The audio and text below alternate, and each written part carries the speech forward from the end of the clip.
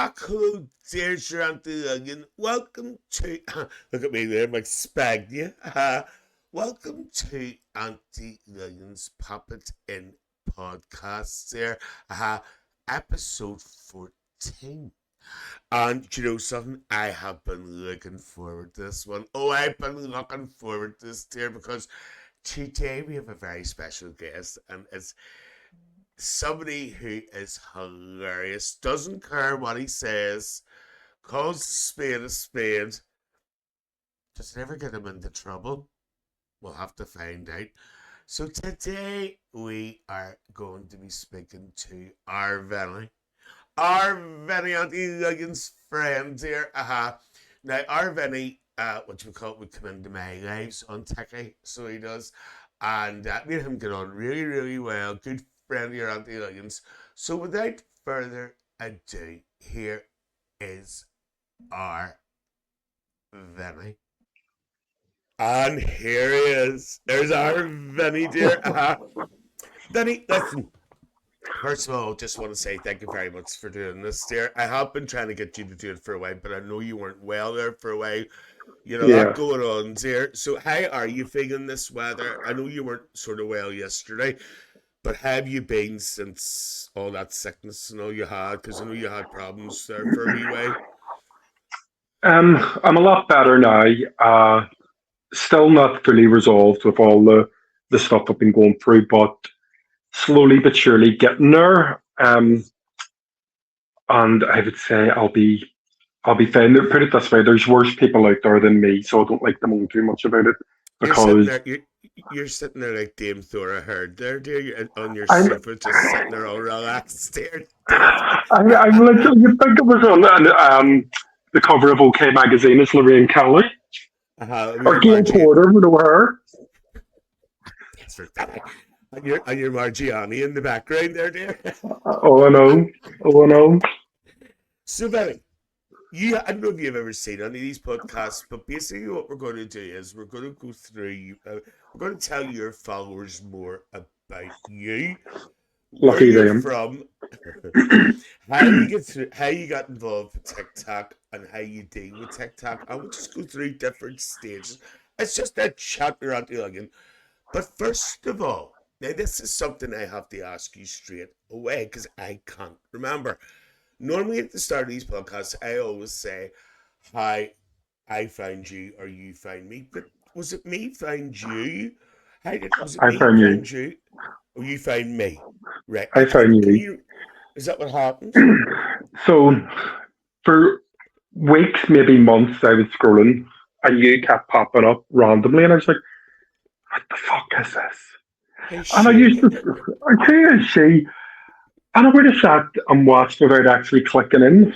And I'd done this for a while, and then I clicked in one night, and I can't even remember what I asked, but I asked a question. And I was like, "They're going to think I'm a cheeky bastard," but you responded straight away. Um, and you didn't respond with like a sarcastic No.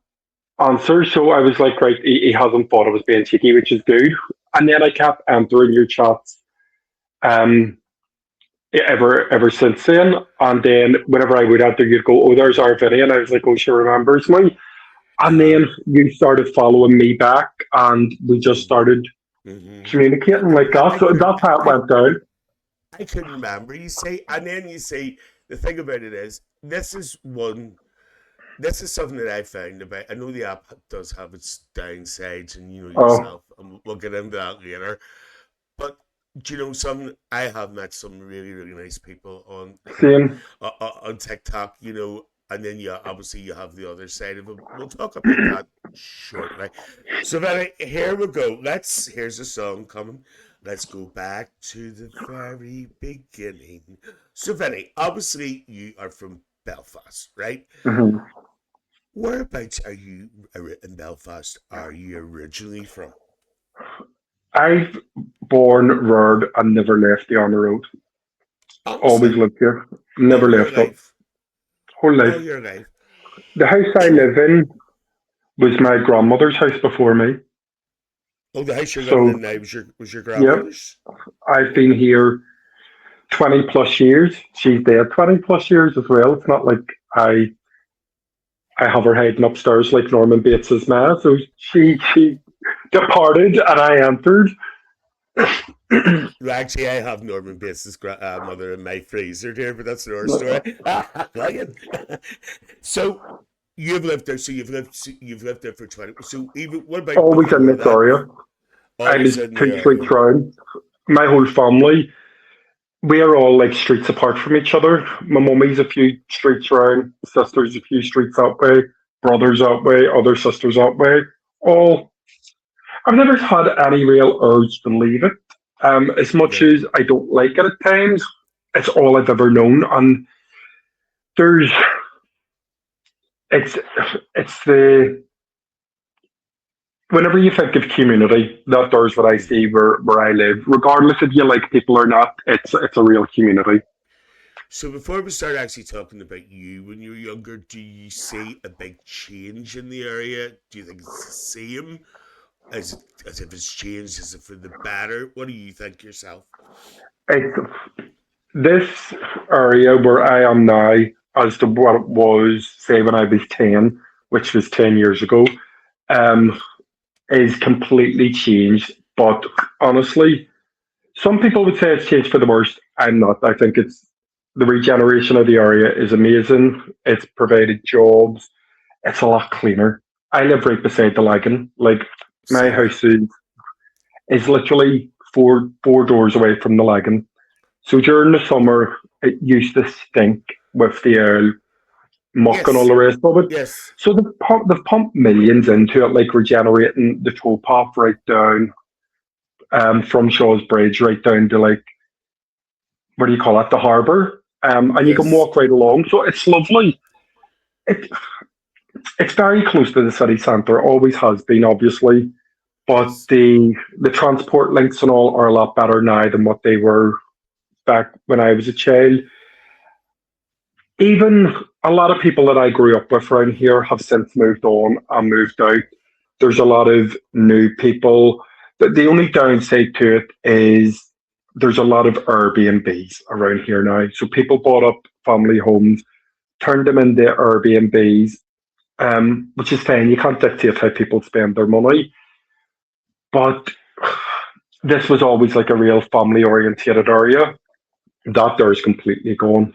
There's a And now lot of you've got people coming in and they're maybe just or they're people who are just staying there and there's same nobody for the weekend. permanently. Yeah. Okay. Yeah, So now I must admit I have seen some of your videos about the Lagan area and all, and it does look stunning. It really does, yeah. especially when the weather is good, which is not very often. Like, but anyway, right. So let's talk about you.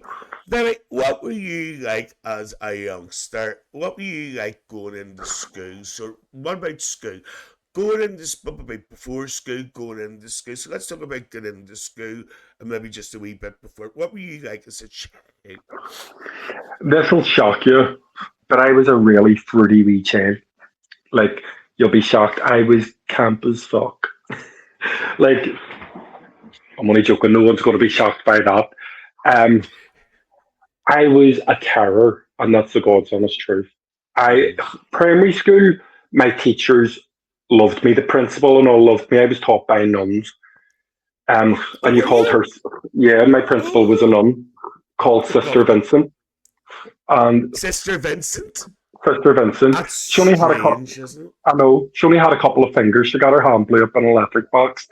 And I'm not even joking, but she loved me because my daddy was shot when I was really young and Okay. and was was nearly murdered. So the nuns just loved me and my sisters, and I played on it. Like anytime I was in trouble, I was like, "Oh, but my daddy was shot," and the nuns just knew what I was at. I don't. It's up to you if you want to share. Not was your dad actually killed? Was he? No, my daddy died in 2013, but Right. Okay.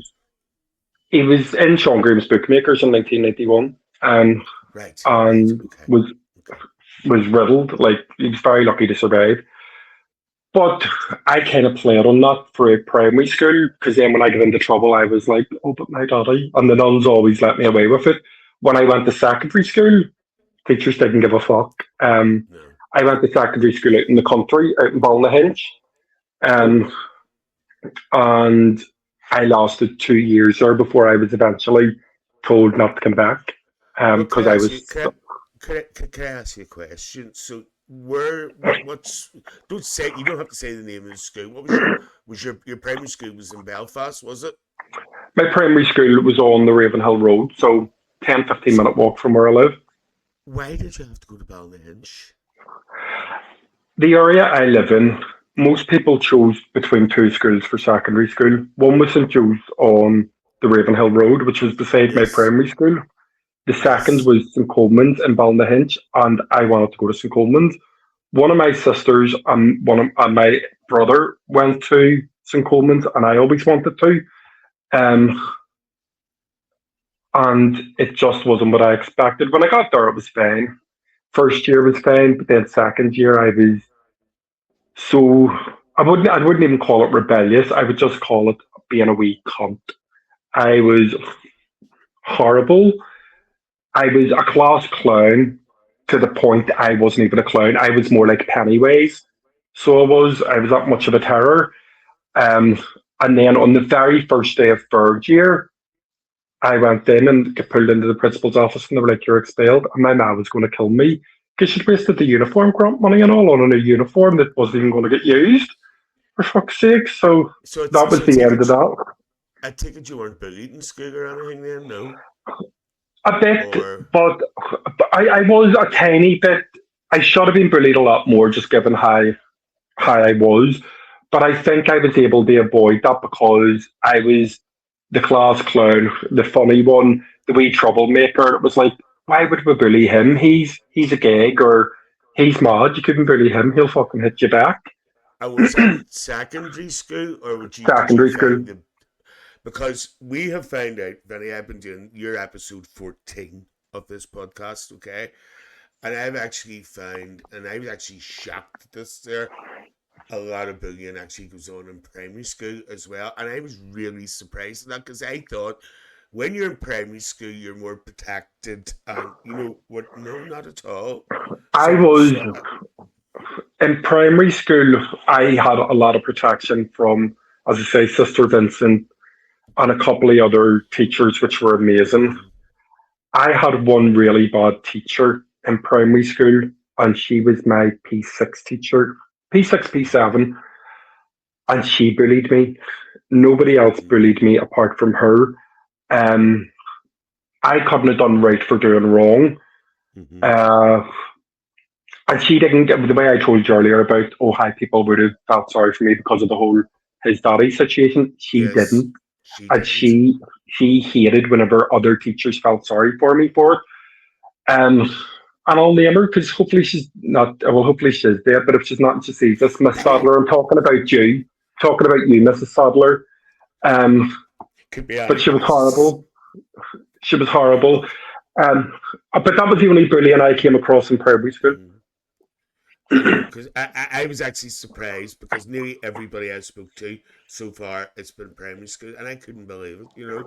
Yeah, So what happened after third year? Where did you go after that? After you got bucked out? there's a lot of Vincents in my life. So after there, I ended up in a place called St Vincent's, um, which was Right, like okay. which was a place for people like me who had been kicked out of school, and you went there.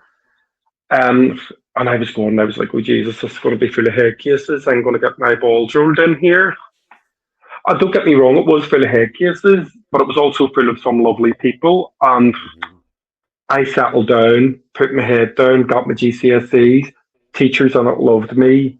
I loved them. And had I not been put in there in third year, I probably wouldn't have had any education whatsoever. Like it Did was the you best think thing that happened. did you think it gave you the discipline or maybe you needed it was the right environment for you to get what you got?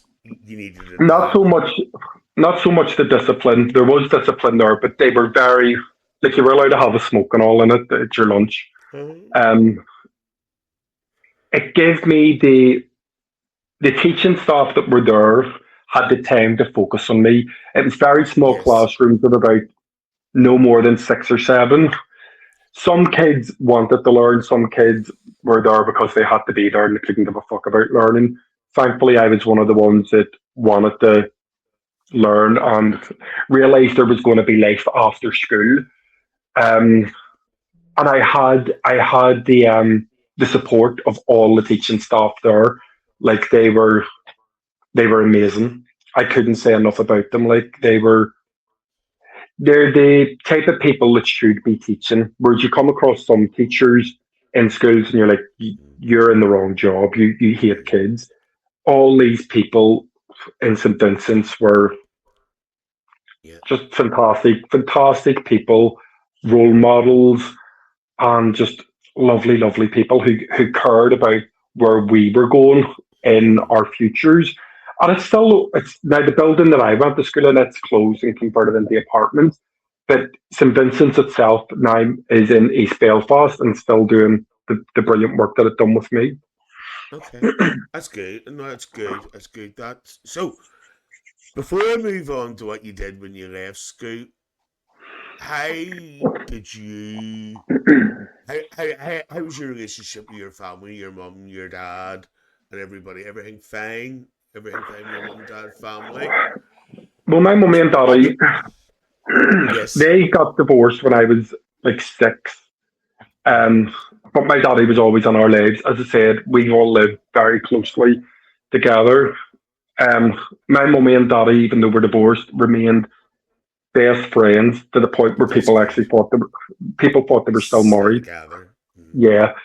So my relationship with both of them had its ups and downs, like all. Me and my ma still fight like cat and dog, but are still very, very close. Like I, You torture the life out of her as well. I do, I do. I tell people all the time, I get my cheekiness and no, I wouldn't call it obnoxiousness. The cheekiness side of me comes from my ma. See the Yeah. empathetic side from me. That's all from Vinty Senior. That's all his. I got no empathy at all from Jane. She molded me into the wee terror that I am. Whereas the nice part of me came from my dad. And then many So others is there, Vinny. So there's you. five, I know you've got a sister. Five. 3 sisters, 1 brother. 5. 3 sisters, Yeah. 1 brother. Right.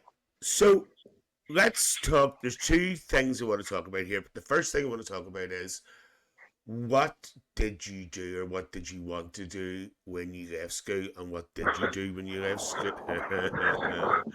For some strange reason, right when I was in secondary school, I went and done my work experience as a vet, and I went to vet surgery for a Oh, week, and it scared the life out of me because I did didn't it? really want to be a vet. Yes, because they had me in watching operations.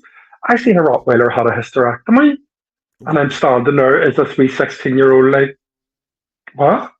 And then this wee Chihuahua died on the operating table, and the woman then But took it out of really, me because, really, you shouldn't at that age.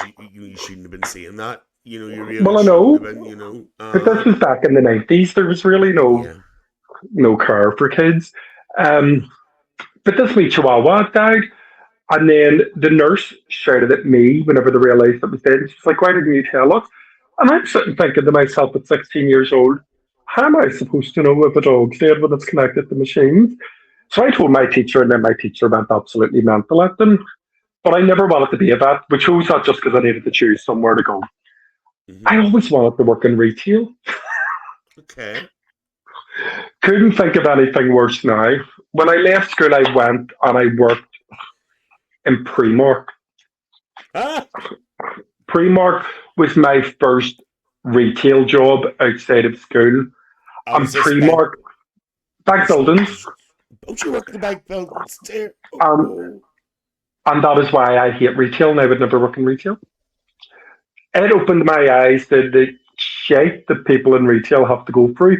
Hmm. Primark was a gig to work in. All those girls and all that you see stocking shelves and all the rest of it are absolute pieces, absolute gigs to work with, all aloft, So, working what class year? Belfast women, What year we're talking about here now, roughly?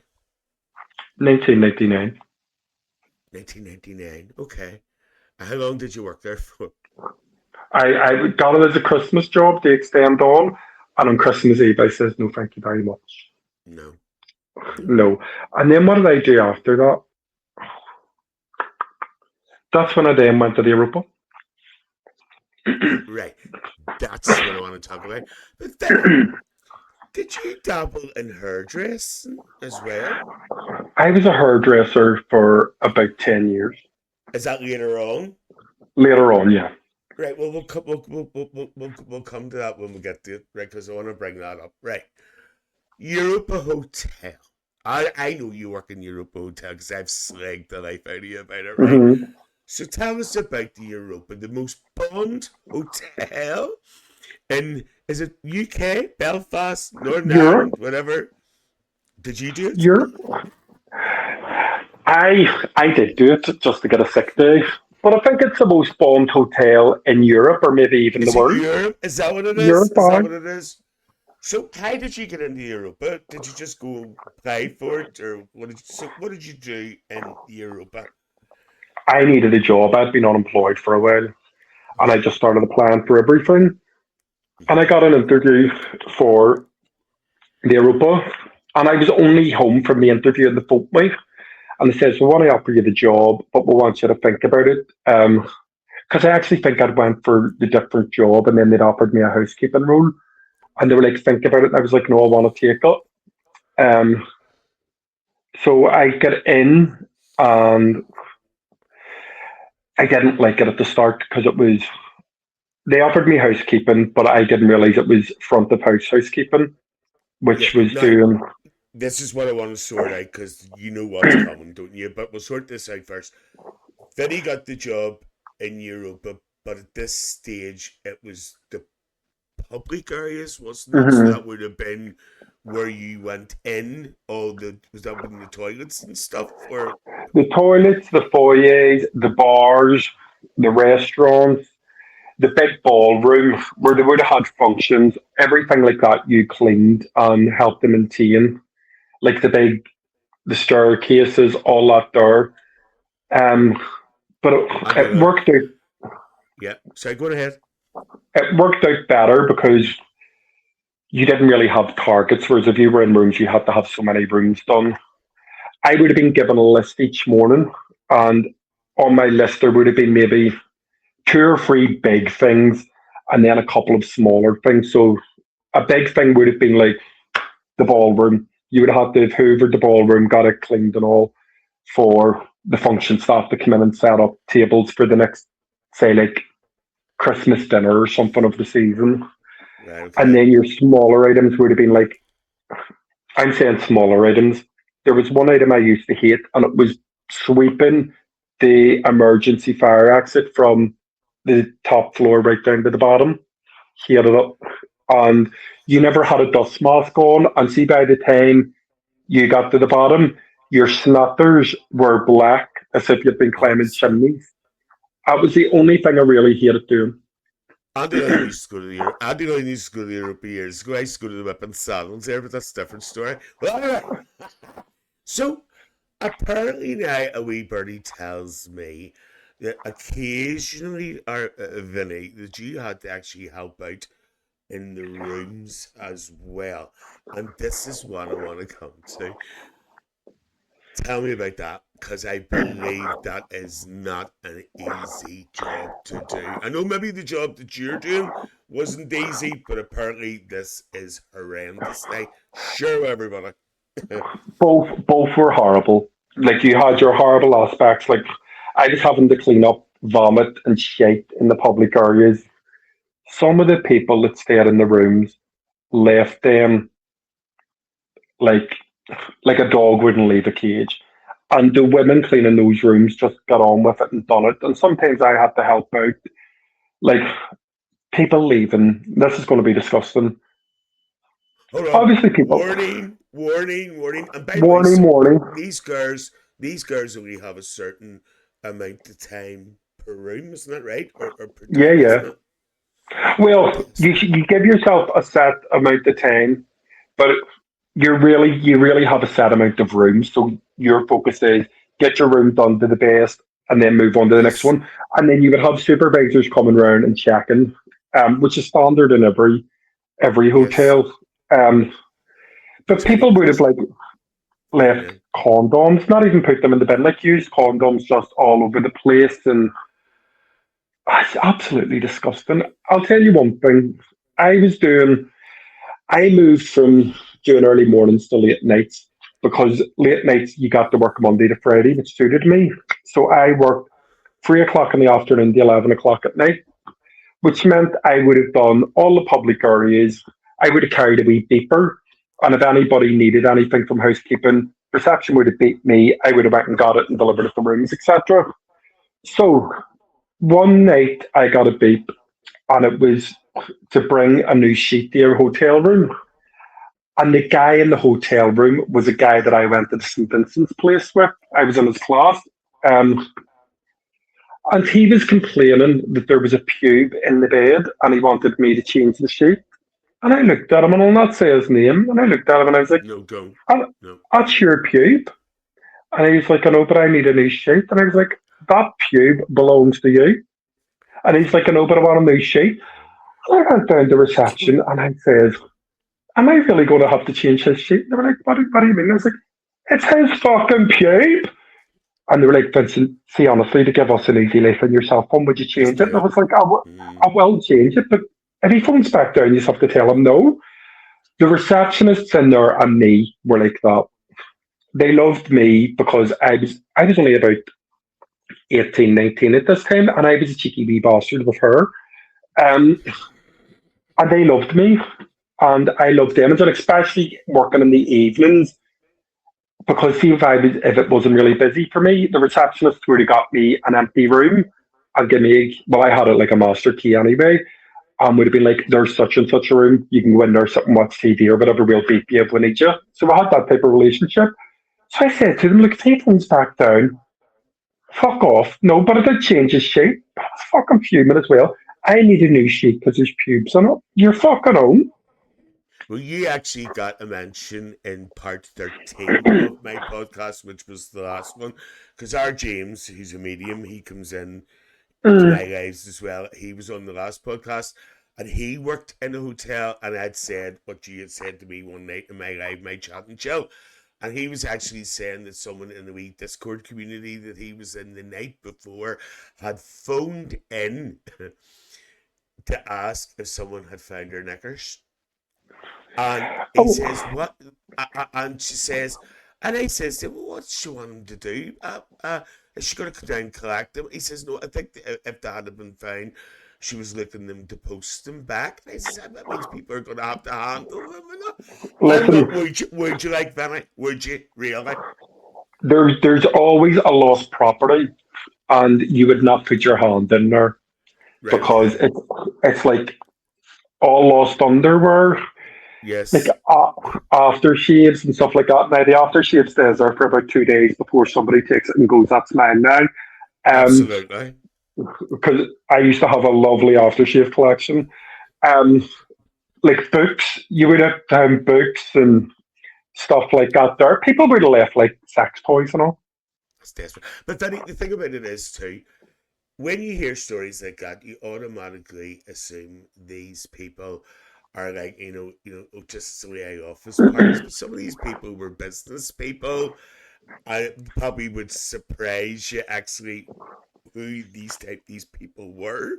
You know? Oh, like I'm talking. I worked there the turn of the century, so it was the year 2000 to about 2003. I worked there, so it was really only wealthy people staying Yeah, there. It wouldn't be like yeah. working class people. Uh huh. I did. Some people shouldn't leave their houses or wouldn't treat their houses the way they treat their hotels. It's filthy. Well, this is what I'm coming to because since you worked in, I'm going to do this now before we get into another few things because I'm going to talk about your holidays in the future as we go along. But when you go away now yourself on holiday, you are renowned. And I actually, it was one of the very first videos that I seen of yours. So sit back and watch this. Now we're going to go small, okay? Watch this. I'm going to put you on mute for a wee minute, Vinny, Okay. okay? Let's see. Where's she there? Where are you? Oh, you're down there. Okay, here we go. So this is what our Vinny does, folks, when he goes on holiday. Need to get this packing finished. Anybody that knows me and has been following me will know that I try to leave a hotel room easy enough for the maids to clean, so I always strip the beds and shit and don't leave a mess like fucking this. It's common decency. Everybody should do it. So there's the bed stripped, linens all put over into the corner. Honestly, I'm shocked that not everybody does this. Because the maids are brilliant as well. The maids in this hotel have been actually superb. What else? Yes, how do we shower before I continue to clean and sort out my fucking case? There's the towels added to the linens. I was doing so good until I just went and broke a fucking glass. So I'll need to give the wee maid a heads up before I leave this room. Leaving the maid a wee tip just because I have this here lying in my wallet, and she was brilliant, as I said. And this is me all packed up, ready to go with my big red case. Jet2 done me a solid by breaking my other case, because this one here, which only cost 50 quid, is fucking brilliant. Goodbye. Hold on, Vinny. So you do that every time you go away. Anywhere I go. I'm sure you're really appreciative, and you know yourself, those girls over there, obviously, I know the girls over here probably don't get paid much either, but they don't get paid they get paid very little too. You know what I mean? And also that wee tip and all, it really does help them, you know? I do that in every hotel I stay in, regardless if the service has been brilliant or not. Just because I know what it's like. That hotel there that you've just shown, you know, I stay there quite a lot now. Yes. And the cleaning staff in it in particular are fantastic. I love them. They recognize me now there because I go so often. Um, Even on a couple of those things that I've done, I've had people from hotels back here writing underneath it, we love people like you that do that. And yes, there was a guy actually commented going, I'm a housekeeping supervisor in a hotel and we really appreciate this. It's great to see people doing it. And also So I saves hope them time as well, you know, it helps them. Mm-hmm. Like somebody commented under one of them before going, You've created a mess for them. Now they have to sort out those linens, and it's like, fuck up. Go fuck yourself. You know what they're like. You know what they're like, Vinny. Right, Vinny. So let's go back again. I just wanted to cover that first of all, because again, that was one of the first things I seen when I started following you. That's one of the very first, that type of thing that I seen. So okay, so Vinny, so we're gonna go back. We're gonna go back again. Now, this is a wee bit personal, what I'm going to ask you here. I knew it was going to come anyway. When did you notice things about your sexuality? When did this come around? What years we're talking about? How did everybody, take it and so on? I was really young. I knew from such a young age. Like, I always knew I was different in primary school. I never came out until 2002. I was 19. It was St. Paddy's Day. I was out with a couple of friends, and I phoned my sister. And I was like, I have something to tell you. And she was like, what? And I was like, oh no, I can't. And she was like, fucking tell me. So I told her, and then I run down to her house. I was in the bath on the Malone Road, and then I run down to her house. And I was like, do me a favour, will you tell my ma? I can't tell my ma. And she was like, right, okay. So she walked me home and then phoned my ma. And she was like, oh, you need to come home. My ma was in the bar. It's like, you need to come home. There's something wrong with our Vincent. And my ma then rushed home thinking something was wrong. And I'm sitting on the stairs grinning. And all I heard was my sister going, he's fucking gay. And my ma was like, what? We all fucking knew. I So know. then she called me to get down the stairs, and I was like, "Oh, I can't." It's like, "Get fucking down here now."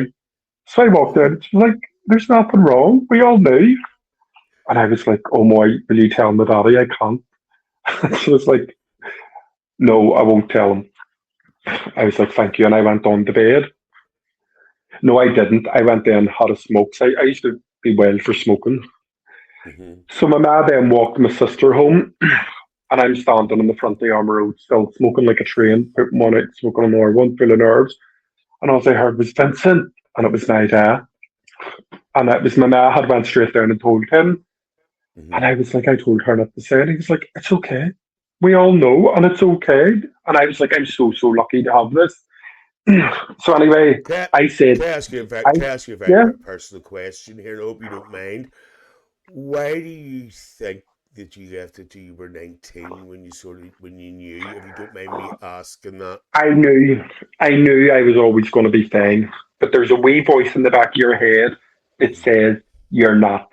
And as much as 99% of me knew that I would be okay, because I would have had the support from all my family, 1% kept me from doing it. Now, I would not let my ma or dad tell my brother because I was terrified of my brother. There's about a 10-year difference between me and him. Right. um, and about 6 months passed, and I was lying in bed, and he'd run up our stairs, and I got gripped by the foot and pulled out of bed. And he was like, "Why didn't you fucking tell me?"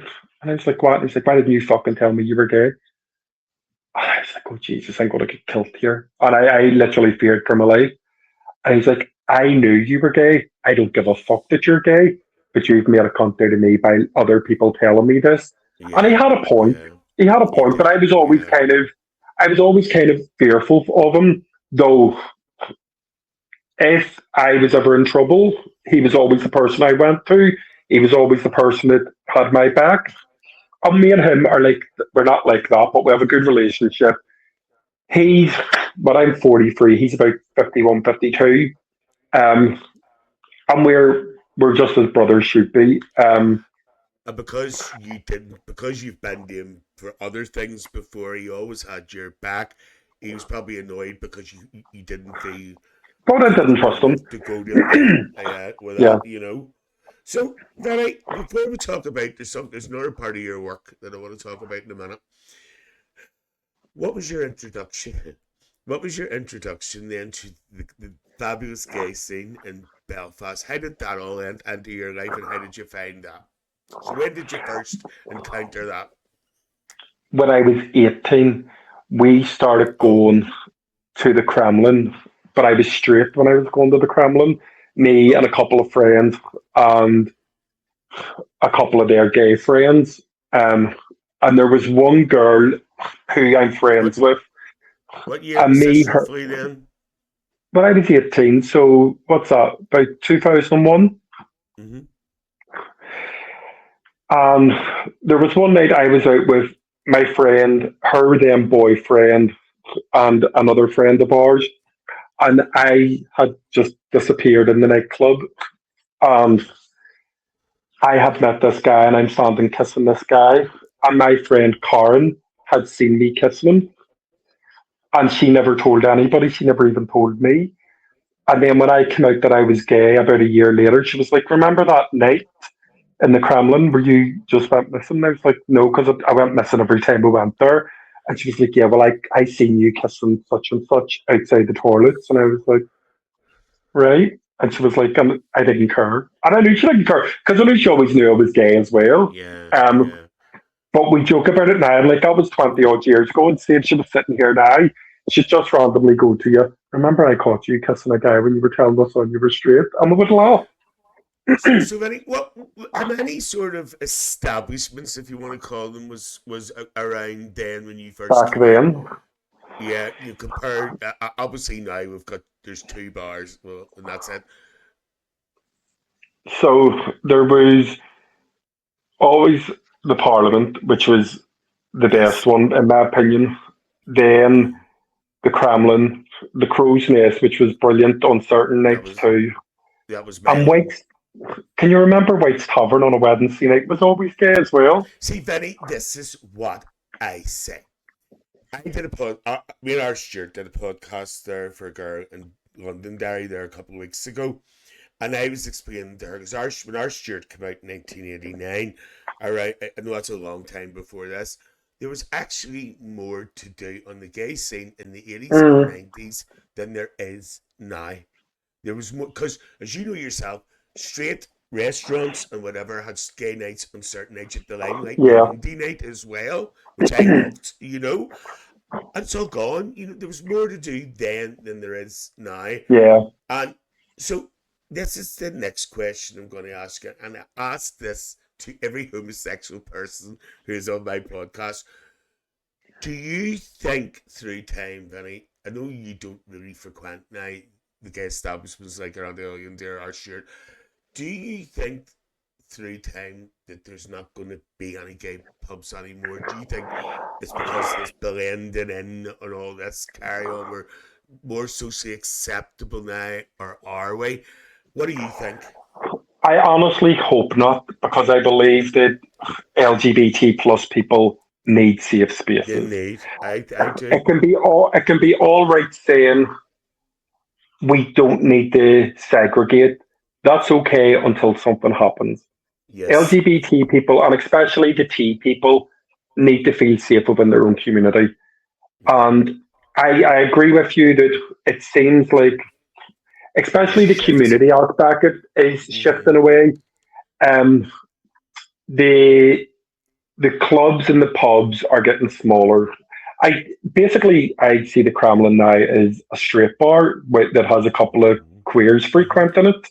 Mm-hmm. And I don't use the word queers in a derogatory fashion. I just use it as that we reclaimed that word some time ago.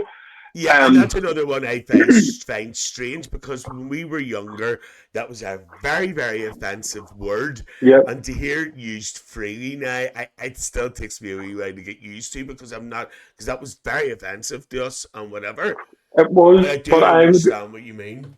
I say it quite a lot now. Um, Mm-hmm. I hope not, but I fear that it will.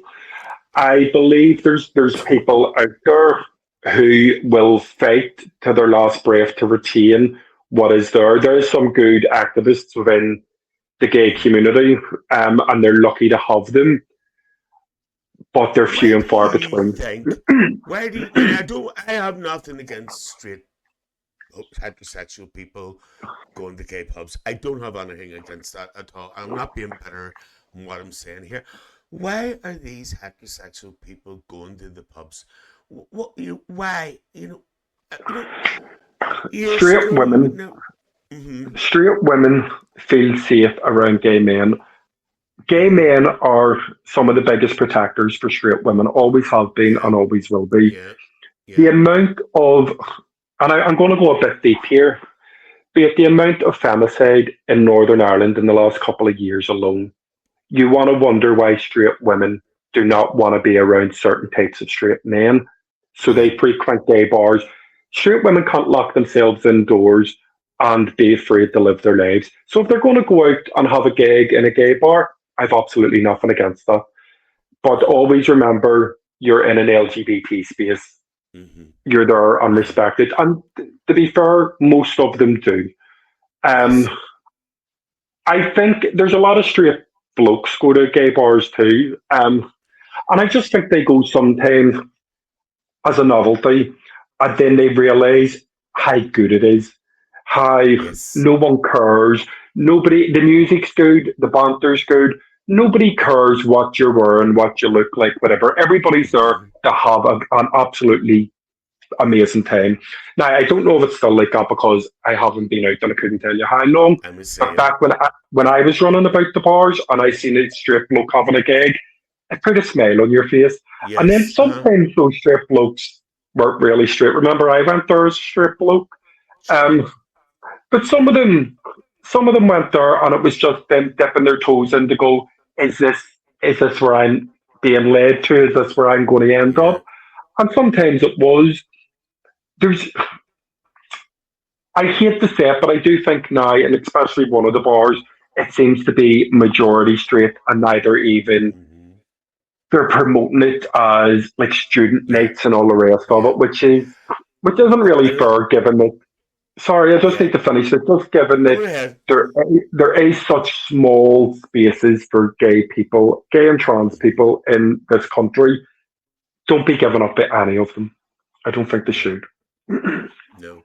And I remember back in our church stay, we were talking about people getting persecuted and whatever. And I actually remember Vinny back years ago, now in a gay pub, the amount of persecution bisexual people got from gay people It still was happens.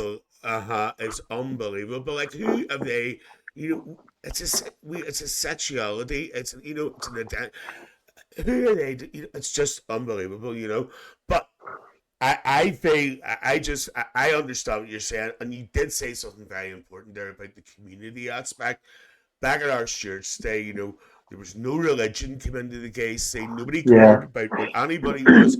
Everybody looked out for each other for being 100%. gay. There was none of this crap, but that creeps in as well now, and I don't like it. I don't like It it. does. It didn't really exist when I was there, No. back when I first came out. And the majority of my friends, funny enough, my gay friends, all stemmed from the Protestant religion. And then there was me. And no one cared. Literally, nobody No. cared. But as that went on, No. it kind of shifted because then you became more aware of other gay people from other Catholic areas and all. And Mm-hmm. again, nobody still cared what religion. There was always a wee bit of a thing around July because your prod mates wouldn't go out that weekend because they were going to the Yeah. bonfire or whatever. Yeah. Yeah. Yeah. And then the same with Paddy's Day. Like if Paddy's Day had a fail on like say a Thursday and we were like, oh, we're all going for Paddy's Day, and then your prod mate would have been like, no, I'm saving myself for Saturday. I'm keeping my money for Yeah. Saturday. And that was as far as religion went back then, for God's Yeah. sake. Benny, when it's say something, I remember like St. Patrick's Day there, they used to give you a green beer. Your Aunty Lillian was vomiting green. It was like something out of The Aye. Exorcist. It was desperate. So then, right. So moving on from that, right. How can we put this now? Right. Okay. What about this? Now, a wee birdie. Let's talk about this hairdressing. I want to talk about this hmm first. Hairdressing. How'd you get into hairdressing there? So I again was unemployed for a while and was like, right, I need to do something here. I don't like this constant job jumping and jumping from one thing to another. Um, so I was like, I'm going to try and get a trade. And I was in my mid 20s, and nowhere would take me on because I wasn't 17 or 18, That's and right. it was hard to get funding for like college and That's right. stuff. Mm-hmm. Because I went to St Vincent's and it was classed as like special education, there was a loophole that I was able to use. So the hairdressing college found this loophole, got me in. Did you go to Rupert Stanley? Did you? No, I went No. to Hair Academy in the city centre, Oh, excuse and then us. I worked in Hair Traffic, which was owned by Hair Academy, or Hair Academy was Yes. owned by Hair Traffic, and I done all my training there. Um, all my college work there, my level one, my level three. Sorry, I didn't do level one. I done level two, level three, city and guilds. So I'm fully qualified with my certificates. And then I worked in hair traffic for about 10 years, and about 7 of those was as a stylist. Um, and I enjoyed it at the start, but at the end, this was before my arthritis diagnosis and all, so I was constantly in pain and didn't understand why. That's kind of So towards nice. the end, I really, really hated it. And then I got sacked. Oh. um, and that was the end of that. But I stayed in hairdressing for a few years afterwards. Were you an honest hairdresser, Vinny? If somebody came in Yeah, and asked to get their hair done, they didn't suit it, would you tell them? yeah, because what's the point of doing something that they're going to cry to you about and blame you on? And to Exactly. be fair, that wasn't that wasn't me. That was the training I was given. You're Yes. trained to tell people, like, now you're trained not to tell them, like, you're a big fat bastard, you can't get a bob. but you say, okay, look, your face is a wee bit round for that. Do you know what I mean? Yes, Let's do yes. something with a wee bit more But did you feathering. not find? Did you not find? Did you gain customers because of that? Because you were honest? Did that not? Sometimes, um, I I wouldn't say I had a massive client list, but I had my regulars. Um, I wouldn't say you gained. No, I wouldn't say No. you did. No, honestly, I wouldn't. Some people would have wanted you to do it regardless of what you told them you were going to look like. Like, if you had walked into me with your Toya Wilcox haircut, like now, and said to me, will you will you relax this and make me look like Cher in the Gypsy Trumps and Thieves video? I'd have said no because I like you as Toya Wilcox. And then you'd have Yes. stormed out like Cher, fuming that I wouldn't have done it. You wouldn't have come back. So I'm people always paying would have you to made their do my decision. hair. Yeah, yeah. Yeah. Now, you say you didn't have regular clients, but even to this day, you do have one. Watch this. Well, Watch this. Is this it? Let's see. Hang on. Yes. As motherfuckers, I have my ma coming today to get her hair cut, so I'm going to need my fan to protect me. I picked this fan up in Gran Canaria a couple of months ago, and I absolutely love it. Everybody needs a fan like this. I'm going to start bringing it to work as well. And boom, here she is, round to get her hair cut. Love the length of it. There's me just taking some sections. Did you know I was a hairdresser? I was for about 10 years, and then I realised I fucking hate people. There's me just sorting out her wee layers, and then we're going to turn on the hairdryer so that I don't have to listen to her. Like, she's going to see this video and crack up. Do I care? No. Time to drown out the sound of her. And there's her wee blow dry lot, her wee boof on. And that there's her all done. Lovely, but guess what? I'm going to need a fucking bigger fan. Now, that's me off to the gym. Bye-bye. Hold on, Vinny. Put you back on again here. And that was your mum, eh? yes. To be fair, I still do her hair, and I do my friend Alana and her wife Jay's hair. That's all. Do you know something actually looked lovely? The way you had the back of it there actually looked nice. There, get your 2 Aunty Lillians. Aye, we do phone Bob.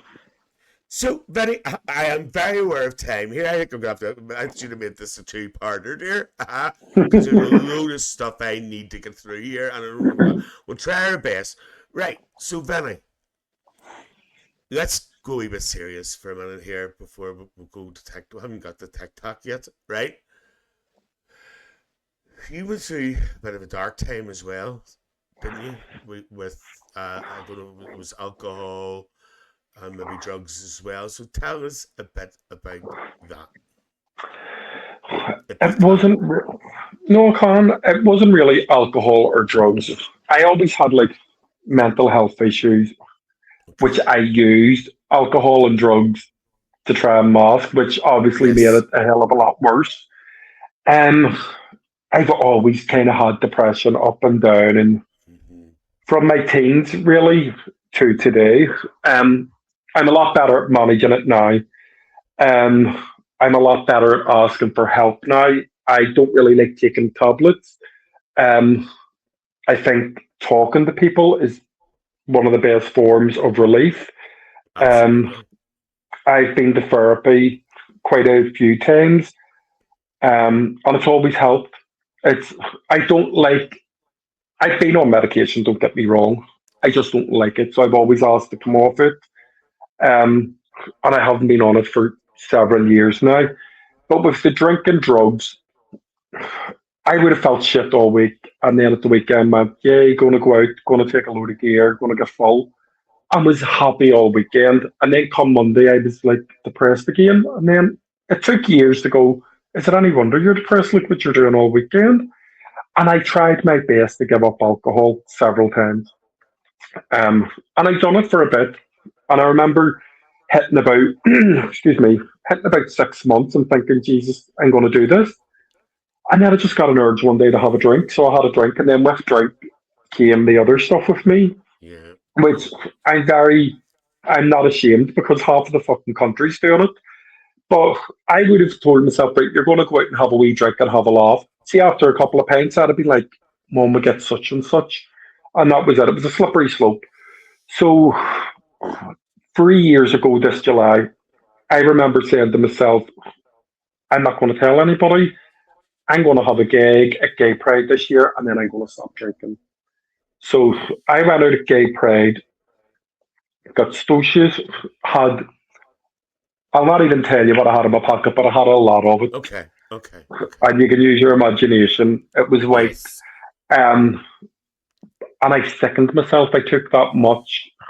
Like, I had a blocked nose for about a week, put it that way. But I woke up the next day in the horrors, Dan, and I was like, right, that's me. And I haven't touched a drink or anything else since. I'll be 3 years sober on the 29th of July this year. Well done. And I feel amazing for it. Our Stuart is 35 years now without it. Vinny, Hi, he's only 30. 35. I know, but I thought Stuart was only 30. Don't even ask. Vinny, fuck up. Now listen, I'm going to bring TikTok in just for a wee minute here because our Stuart with all my profile, the profile of the other week, right? On how to rant, right? And I'm going to ask you about this because you actually did comment on this post. So, what do you think of these people who are going on? Like, yes, there is a lot of people are doing people good and they're sharing their recovery journeys and whatever. But these ones are going on maybe 3 months sober and they're like gurus and they're trying to tell people what to do with their lives. What our student was told was, you share what it was like, what happened, and what it's like today.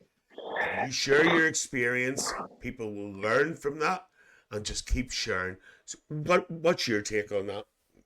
This is why I commented on that video because I know the video you're talking about. Yeah.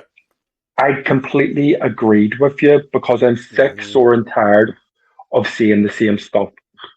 You are not professionally trained to give anybody advice, nor am I. No. And I will not. You see, if somebody is serious about giving up drink, and especially drugs, I cannot advise anybody on that. No. I can tell you what I did. I can tell you what made me do it. I can tell you how I done it, but I can't advise you to do the same as me.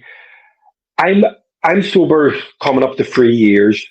I think I'm better to advise people than these people who have sat in for 2 weekends, but it's not my job to do so. No. I don't think anybody should be taking advice from someone who was taking gear last weekend, but think they're good because they sat in this weekend because they're saving to go to Marbella in May.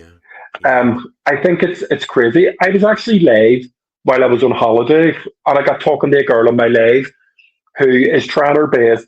She's in AA and all the rest of it. And all I could wish her was a good luck and kept encouraging her to, if you want to do it, you'll do it. And she was lovely and she appreciated my comments. And another girl on that same live was like, Vincent, you should do a video about this. And I thought about it and I would love to, but I don't think I'm going to because I don't have the right advice to give people. I can only tell you my story, which I'm doing here and now. I can't tell you how to do it because say you took my advice and something went wrong. Exactly. I'm not putting myself in that position. And that's what our Stuart said. These are people's lives you're dealing with here. And these people are good. Like, there is some people are doing good, and I'm not taking that away from anybody. But these are people's lives. Now, when our Stuart was in the early days of recovery, yes, you're on like a roll. You know what I mean? You really do feel good. He had to rein himself in and say, whoa, slow down here. You're no expert. You are no 100%. expert.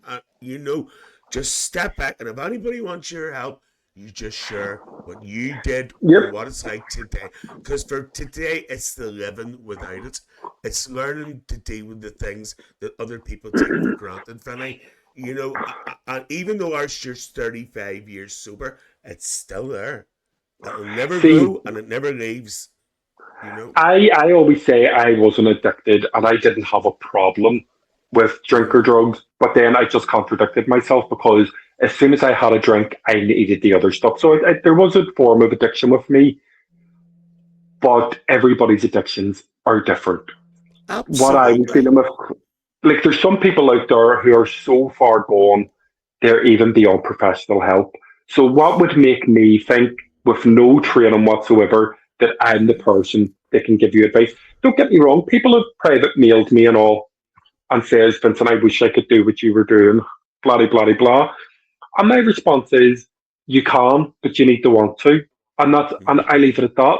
I can't go no further than that there, No. because that is the correct advice. If you don't want to drink and you really don't want to drink, the only person that will stop you drinking is you. And if you need help with it, you go and you speak to your GP, not Absolutely. me. Absolutely. Now, Vinny. Now, I'm trying to get around as much as I can here. So, the next thing I want to talk about is your holidays, because you do like your holidays. Love them. And can I just ask you something and tell me about my own business? Do you, right, obviously you go away on your own. You know it's coming, Hmm. don't you? You go away on your own. Obviously that wasn't bother you to go away on your own. Because I'm going to be honest with you, see me, when I have went away on holiday on my own, and a lot of people just can't get their heads around it about going. And my attitude is, obviously, you know, your Aunty Lillian's got Wally and our Stuart's got Lee, you know, and they got partners and whatever, right? But when I used to go away on my own, you could do what you want, you can go where you want, you've nobody to answer to, see what you want and whatever, and see trying to get that into people's. So, but one thing I want to say, do they still hit you for a single person supplement? Oh Do God, I, they? it's disgusting. It's Like, desperate. it's disgusting. Like, if I was going, say me and Lillian was booking a holiday to go to the Yes. hotel where I stay, I would probably pay about 600 and you'd pay 600, and that would be our room. Yes. See, because I'm going by myself, my holiday works out about a grand, So, what would a rough a single supplement be? About 400, about, £300, £400? about 400 quid. That's Yeah, desperate, Vinny. which is That's disgusting because desperate. the room's getting used regardless. It's And disgusting. nobody else is going to get it anyway because you're in it. It's just Exactly. The only people that can change this is the European Union because the majority of the work or the majority of the holidays are happening within the EU. So it's all right asking for like the British government to change stuff, but that'll only affect things in the UK. It has to come from the EU, but people have been asking for it for years and they won't change because these big holiday companies and hoteliers and all, they pay millions to politicians to stop this realistically. So it's never going to okay. change. So TikTok, as you know, you're as we all know, you're on TikTok. We've talked about it already. When did you actually start? When did you join TikTok, Vinny? I joined TikTok during the first lockdown in COVID, Oh, so so 2020. you were another lockdown. See, I didn't. I didn't start though along. I'm only on it over a year. You know. But I didn't post. I I never showed my face, and in fact, I deleted all my old videos apart from a few. So you would have had to have went right back to the start to find them. But most of your videos at the start, you didn't speak in. There were voiceovers as well. I noticed No, too. there were Is that those right? weren't even voiceovers. That was me just talking Oh, as, was and it? it Oh, was right. like, Okay. yeah, talking as a recorded. Um, so I done cooking videos, and all of a sudden I noticed I was getting all these likes on them. Like some of them had massive numbers, and then I've noticed that the numbers of my followers were not. I don't have a lot of followers. I've only about 4,000, but I grew to about 2,000 pretty quickly. um, and then people would have messaged me going, "Are you Vincent such and such's friend? You sound like Vincent such and such's friend." I'm like, I'm going to have to show my face at some point because people know who I am. And my name used to be Cooking with Vinny. And all my videos would have started with, I remember you told me that before. yeah, it all would have been, "Hey guys, welcome back to Cooking with Vinny." and no one would have seen my face. I know, and that's all. Or Hola Vinny. bastardos. Hola bastardos. Mary Berry. I know, but people did love it. They like that, they And do. some people have told me to get back into it, but I can't be annoyed. But that was my dive into TikTok, and then I came away from it for ages, like a couple of years. And me and my friend was on holiday last February, and I started posting video things, and all of a sudden my followers started shooting up again, Mm-hmm. and Mm-hmm. so much so, my sister's sister-in-law was in work one day, and she works in a school, and she says all the dinner ladies were around this phone going, "It's your man again, him and his husband on holiday." And my sister's sister-in-law was like, "Oh, that's not his husband, just not bastards. I know him. That's my neighbour."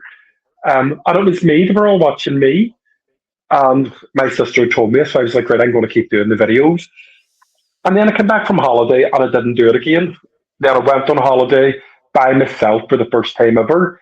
And all I could do was post to keep myself Yes. occupied. Mm-hmm. And that was the start of it, really. The majority of my stuff now, I really only do when I'm on holiday, or I'll have the old Right. rant, which you've noticed. Like, I do love an old rant. And my rants are always about the same person who will not talk about. But, Tell me this, Vinny, because I need to talk about this. You seem to get because you are opinionated, and because you're not scared to say how you are. You get a lot of interesting comments. But what I mhm, notice is you respond quite a lot to them as well, and you would bring them up, and you would give your views of how you're feeling, and it's so delicately put. mhm. I only respond to very few of them. There's so many of them that I I have, know. like, my comments are filtered, so I have to go in and look at them. And sometimes I just go delete, delete, delete, delete, delete. Some of the craziness that goes on is Uh-huh. insane. Um, Mm-hmm. like, I posted one last week about homeless people, and the amount of people going, Yes. "No, I let them fucking sleep in your house." Then it's like, what? Was What that are the you one talking about? about? Was that the one about The the real arch and one? the gates? Yeah, yeah. Yeah. And I was It's like, Jesus Christ, people are mental. But it's always from accounts who won't show their faces, or you know yourself. It's always anonymous trolls. So I don't reply to loads of them, but the ones that I do, I there's a I reason. do it. Yeah. I Now, do it with flair. this brings me. There's two more things I want to bring up. There's actually a load more, but we're not going to have time. There's two more things I want to talk about, and this involves you and I. And we have discussed this in the lives with the people in the podcast. Don't know anything about this. One day your Auntie Lillian, our Vinny doesn't care. Our Vinny has a bit of a joke. He doesn't, religion, anything. Okay. He doesn't, you know what's coming. And I Auntie do. Lillian, Vinny put in a, what do you call them, an AG or AJI, I hell you call AI. them. Image, and I'm allowed to say this because I'm on YouTube. He put an AI image as himself as the Virgin Mary. Well, Auntie Lillian thought it would have been hilarious to do a wee bit of video about this. So what I'm going to do is I'm going to show you this video, and then I'll tell you what happened next. Here we go.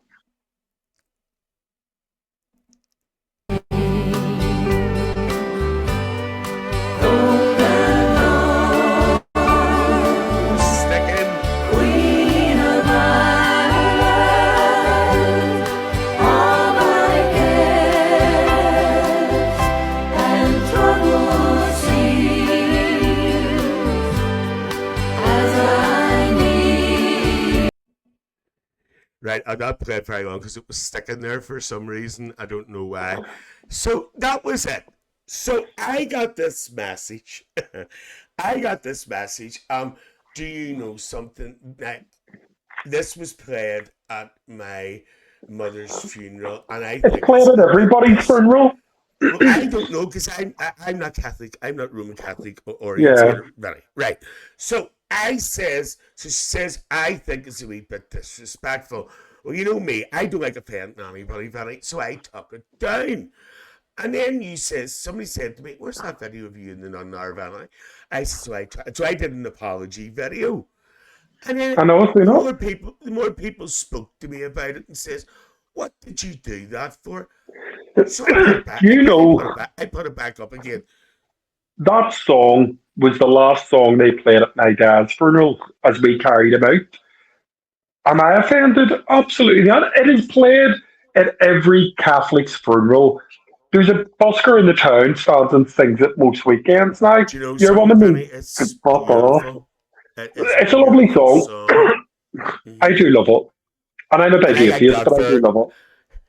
I actually like that version of it as well, because I have the full version there. Just the orange order, but kicking your Aunty Lillian out there. No, only joking you.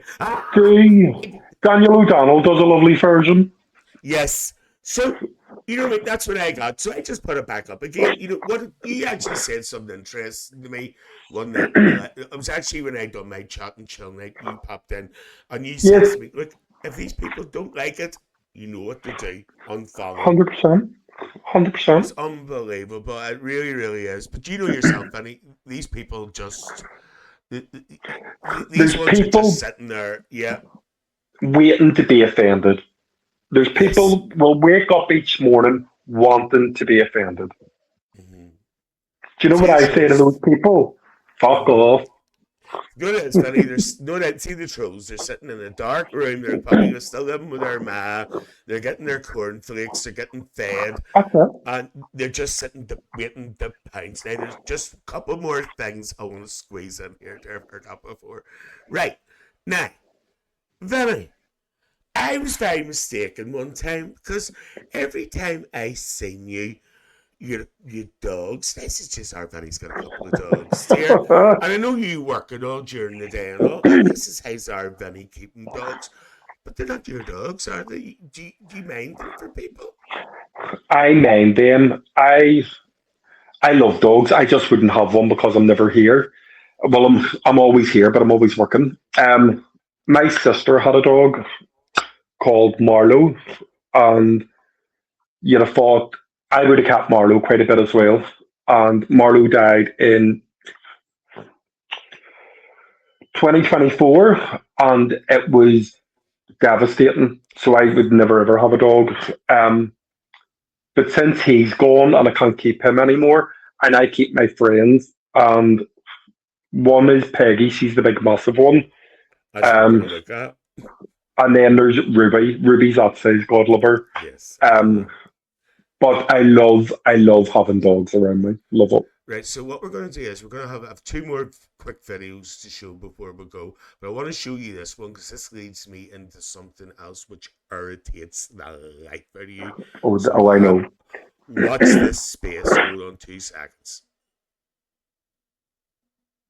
Goes, amigos, come with me till we take Peggy on a walk so she can go to the toilet.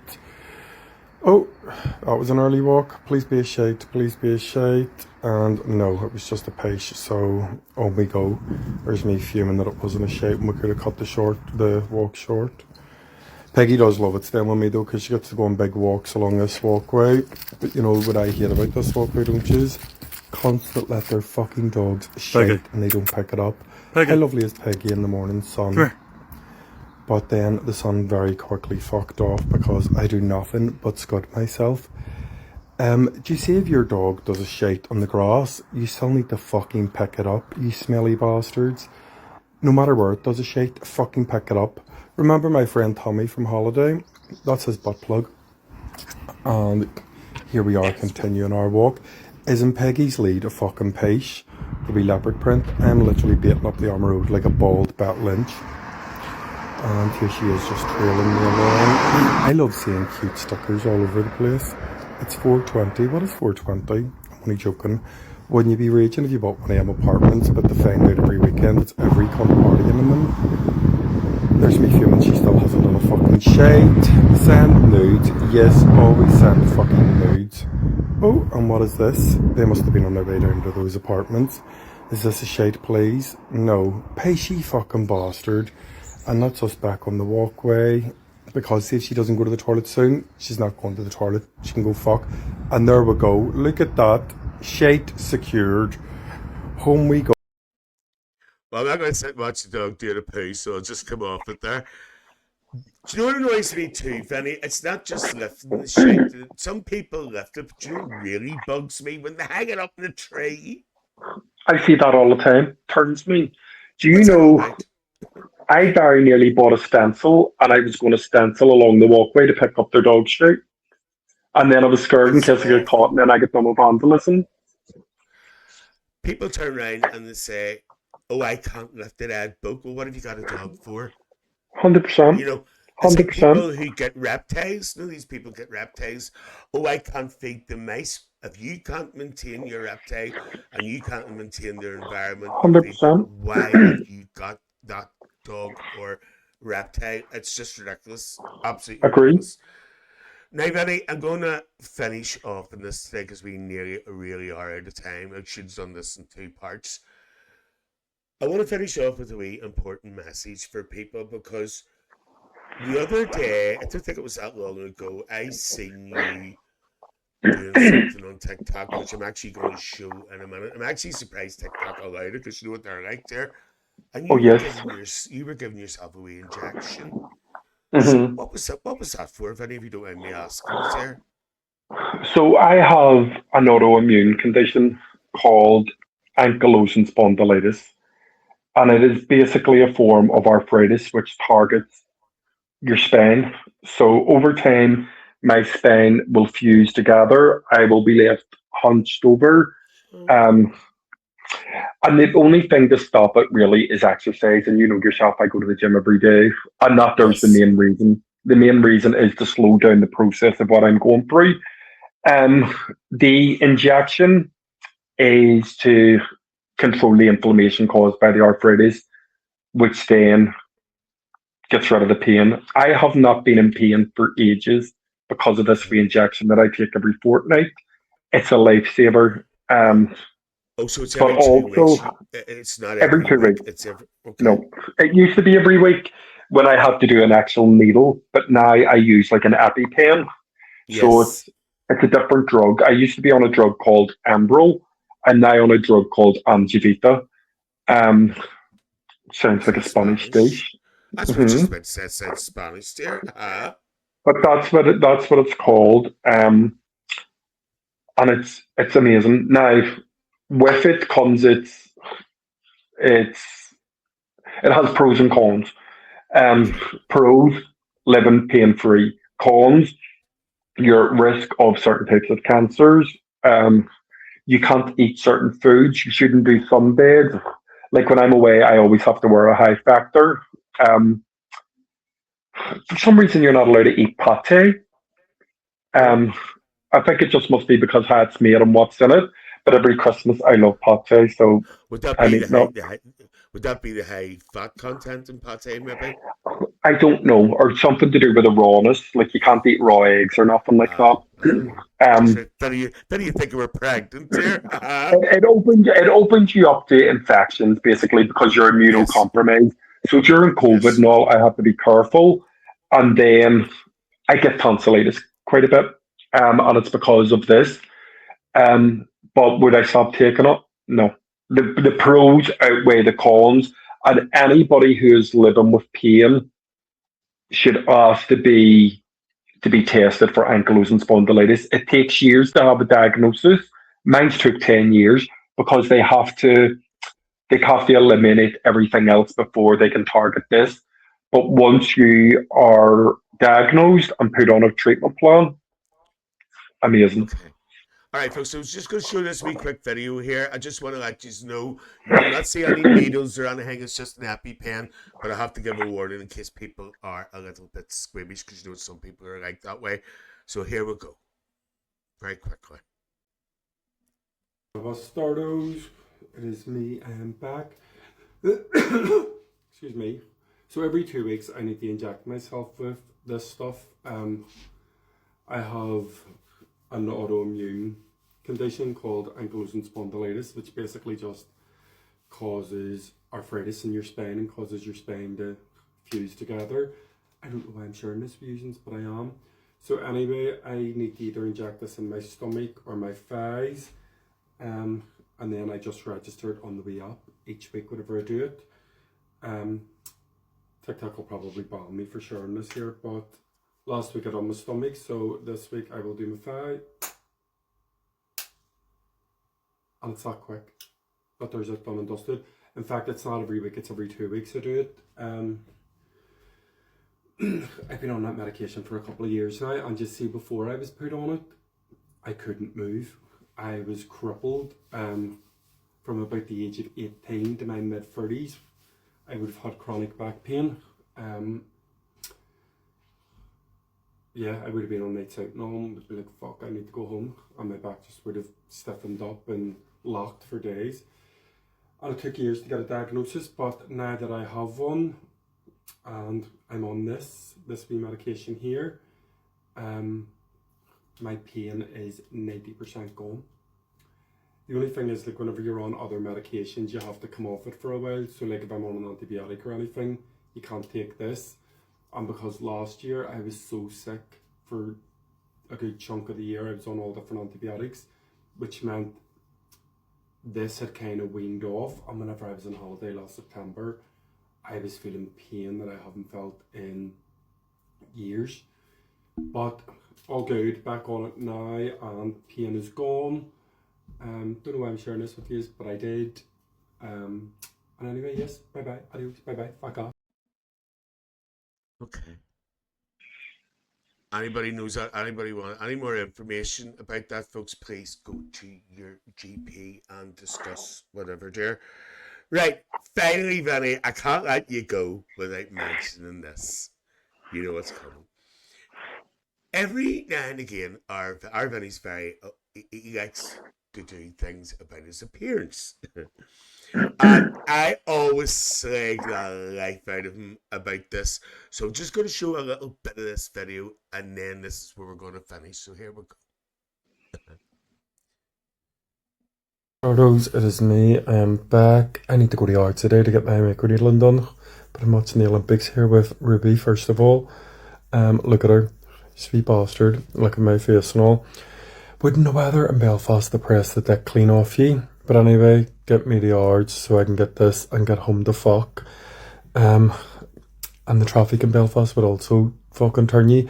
But anyway, this is my face before the microneedling. And then when you see it afterwards, boom. Like that.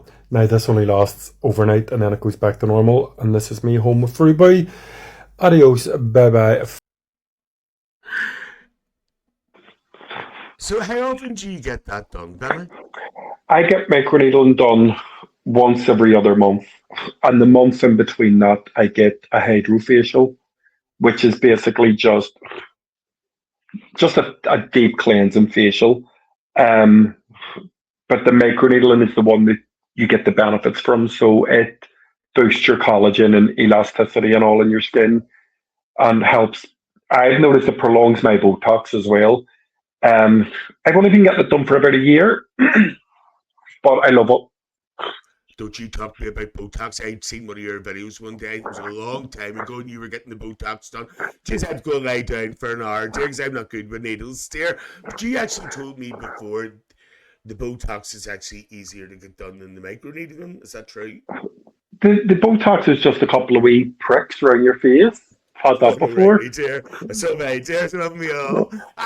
But the microneedling is like a million needles get into your face. Like it's like a tattoo machine going over. Whereas the Botox is a needle here, needle here, needle here, needle here, boom, boom, boom, boom, boom, and then that's you done. I'm actually booked in for that at the end of April.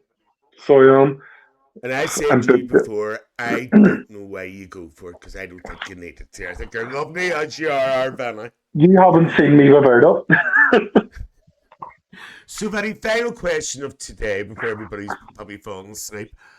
What's the future for Vinny? What would you like to do that you haven't done? Is there anything maybe on TikTok you haven't done yet? What would you like to do that you haven't done yet in life? Anything? I'm quite boring. I'm a very content person where I am at the moment. I enjoy Yes. my job. I'm comfortable.